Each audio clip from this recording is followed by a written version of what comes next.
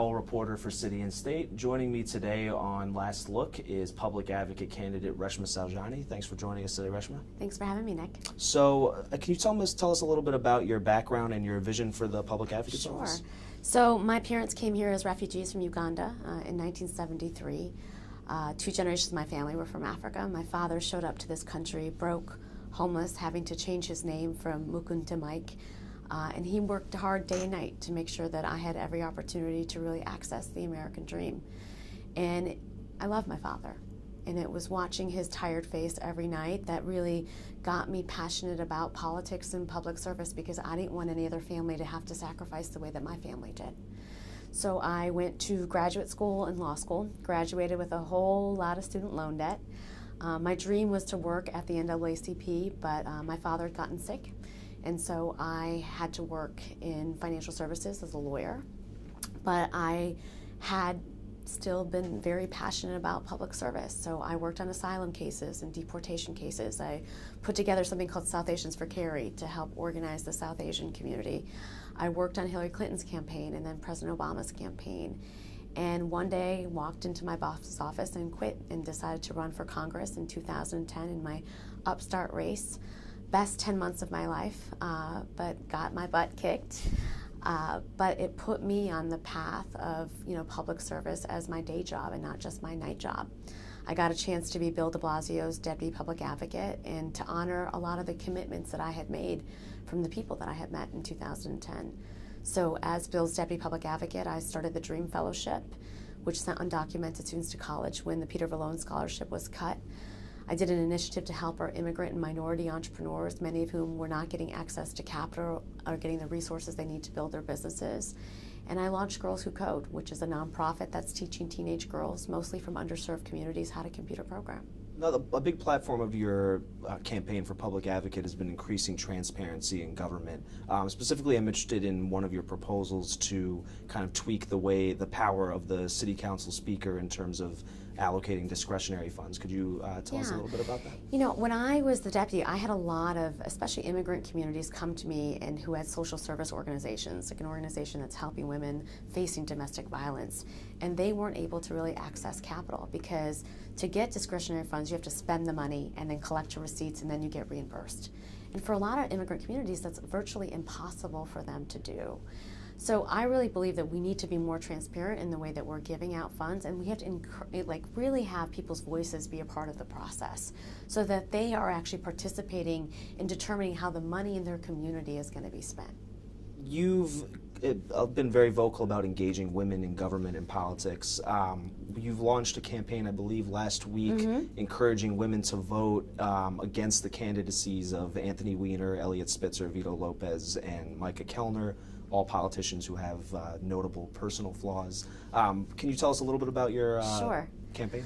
Look, something's been even more palpable in the past couple of weeks. I think women are disgusted and outraged with the current conversation and the message that we are sending young women. 60% of parents say that they don't want to send their daughters to Albany. And someone who has been so active in trying to get more women to vote, that's the wrong message. We need more women in politics, not less. And we also need to start talking about substance, not scandal. We need paid parental leave in our city. 60% of Latino women are making 60 cents on every dollar. We don't have affordable daycare. We need to close the gender gap in STEM education, what I've been doing with Girls Who Code. There are so many issues that are affecting women. There's something called the feminization of poverty, which is happening in our city right now, where you have more women who are breadwinners but are not able to actually put food on the table. I want to talk about that rather than talk about scandal.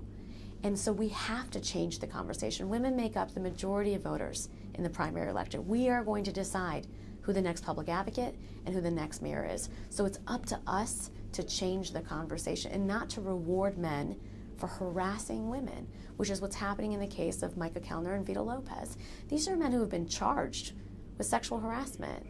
They don't have a right to be reelected or to run for office. And it's up to us to make sure that they don't get reelected, because if they do, we'll never change the conversation. And we will have another generation of young women who say, you know what, I don't want to get into politics. There was some news this week that a federal judge ruled that the New York Police Department's stop and frisk policy was in part unconstitutional, and that they want to set up an independent monitor to kind of help the department change the policy. I just wanted to. I I'm fully curious agree to with get that, and I was elated with the decision. You know, stop and frisk as being implemented, and I say this as an attorney, is racist and wrong. You know, 9 out of 10 stops don't result in any evidence. And we are simply creating an enormous amount of distrust in communities, especially in communities of color. And it has to end. And a lot of police officers I speak to too, you know, are terrified kind of their supervisors because they feel like they have to stop more people in order to be rewarded. And so we have to change the policy. You know, it's the same thing with Muslim surveillance in communities. You know, we have people who are being, you know, kind of targeted because of their religion. And again, it's causing a serious amount of distrust in communities. And as an ex-public advocate, I'm going to make sure that we reform and we change the policy. Did you all support the city council legislation to set up an inspector general? I do support that, yes.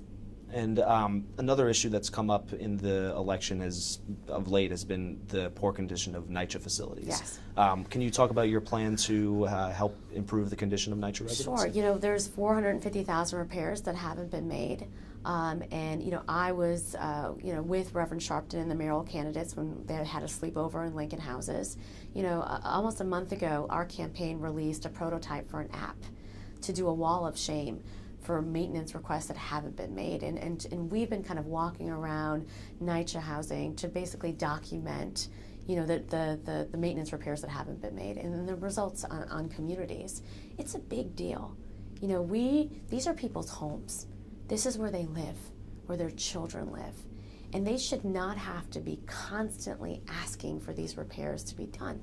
And as the public advocate, we need to make sure that those maintenance requests are done and that people can actually live peacefully in their homes.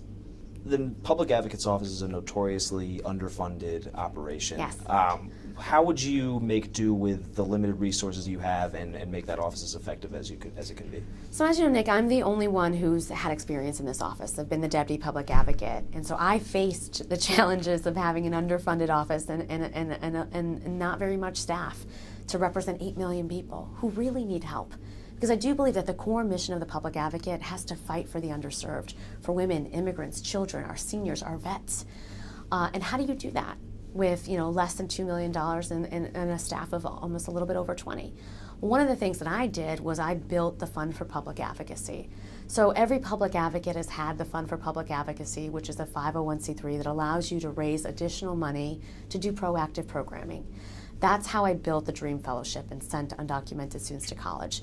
That's how we did our initiative on immigrant entrepreneurs. That's how we did our work on special education. I raised almost an additional $1 million in funding, which is a lot given the current budget, to help us do that work. And as an ex-public advocate, I will do the same thing. You know, we will create partnerships with organizations, with academic institutions to do work. And sometimes it doesn't take money.